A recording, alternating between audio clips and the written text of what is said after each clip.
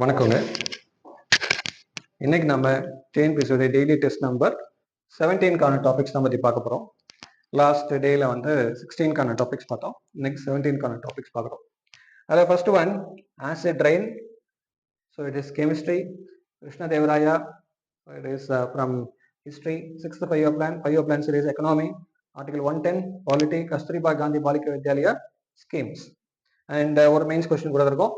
Bring out the difference between fundamental rights and DPSP. இது புக்ல உள்ள கண்டென்ட்டுங்க, டைரக்ட் கொஸ்டின். இது டிஎன்பிஎஸ்சில கேட்கப்பட்ட கேள்வி. First thing acid rain.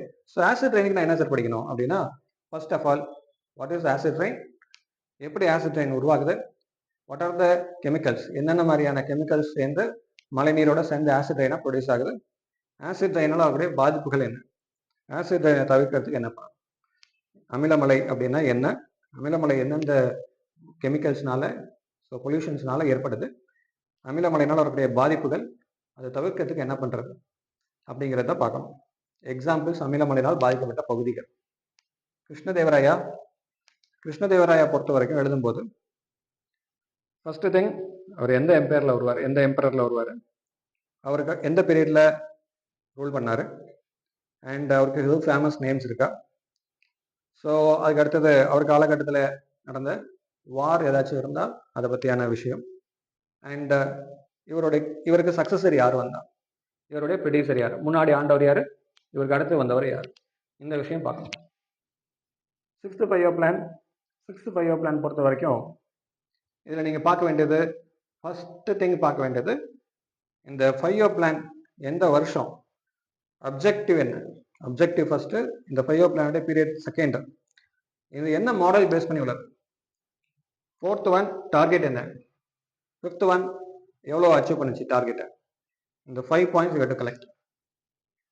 Article 110 that is polity, constitution. What is Article 110 அப்படின்னு பார்க்கணும். மணி பில் அப்படின்னு வரும், பண மசோதா அப்படின்னு வரும். பண மசோதாவுக்கான கிரைட்டீரியா என்ன, so imposition of taxes, abolition of taxes, alteration of taxes, புதிய வரிகளை விதிப்பது, ஏற்கனவே இருக்கக்கூடிய வரிகளை மாற்றுவது, வரிகளை வந்து நீக்குவது. அப்போ இது சம்பந்தமா உள்ளதுதான் என்ன, மணி பில். அப்போ மணி பில் அப்படிங்கிறது யாருக்கு பவர் அதிகம், லோக்சபாக்கு உண்டா ராஜ்யசபாக்கு உண்டா, மணி பில்ல லோக்சபா எத்தனை நாளுக்குள்ள பாஸ் பண்ணணும், ராஜ்யசபா எத்தனை நாளுக்குள்ள பாஸ் பண்ணணும், டைம் ஃப்ரேம் இல்லை, லோக்சபாக்கு டைம் ஃப்ரேம் இல்லை அப்படின்னா ராஜ்யசபாக்கான டைம் ஃப்ரேம்.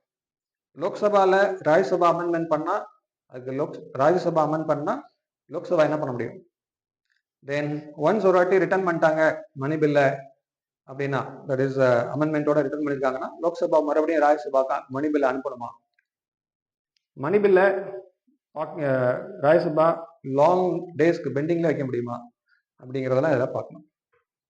தென் 5th one Kasturba Gandhi Balika Vidyalaya scheme.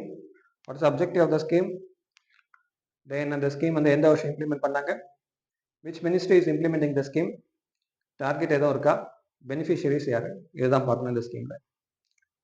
அதுக்கு அடுத்தது bring out the difference between fundamental rights and directive principles of state policy. புக்கில் உள்ள பாயிண்ட்டுங்க, அப்படியே டேரெக்டாக புக்கில் உள்ளதை படிச்சுட்டு நீங்கள் பாயிண்ட் எழுத வேண்டியதான்.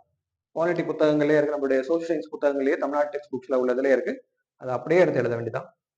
எழுதும்போது ஹெட்டிங் போட்டு எழுதும்போது ஃபண்டமெண்டல் ரைட்ஸ் டிபிஎஸ் சார்ட் மாதிரி தான் போட்டு எழுதணும். ஃபண்டமெண்டல் ரைட்ஸ் 5 பேராகிராஃப் இதாக ஒரு 10 பாயிண்ட் தனியாக எழுதிட்டு அடுத்த ஹெட்டிங் போட்டு டிபிஎஸ் 10 பாயிண்ட் தனியாக எழுதிப்போம். அப்படி இல்லை, வேறுபாடு அது கிடையாது. வேறுபாடுனா பாக்ஸ் போட்டு இதையும் கம்பேர் பண்ணி காமிக்கிறது தான் வேறுபாடு. இதுக்கு எழுதக்கூடிய வேறுபாடும் அதுக்கு எழுதக்கூடிய வேறுபாடும் சேமா இருக்கணும். இது ஒரு வேறுபாடு ஒன்று எழுதிட்டு அதுக்கு சம்மந்தமே இல்லாத எழுதக்கூடாது. அது மாதிரி கேள்வி எழுதும்போது ஃபண்டமெண்டல் ரைட்ஸ் தான் நம்ம ஆன்சர் எழுதுறோமான்னு பார்த்துக்கோங்க. டிபிஎஸ்ல தான் ஆன்சர் எழுதுறோமான்னு பார்த்துக்கோங்க. ஆர்டிகல்ஸ் முக்கியமாக மென்ஷன் பண்ணி எழுதுங்க, இப்போதான் மார்க் கிடைக்கும். 10 மார்க் கொஸ்டின் 10 பாயிண்ட் இருக்கணும். ஸோ இதோட நம்ம டே நம்பர் 17க்கான டாபிக்ஸ் முடிக்கிறோம். நெக்ஸ்ட் டேல டே நம்பர் 18க்கான டாபிக்ஸ்ல பார்க்கலாம். தேங்க்யூ.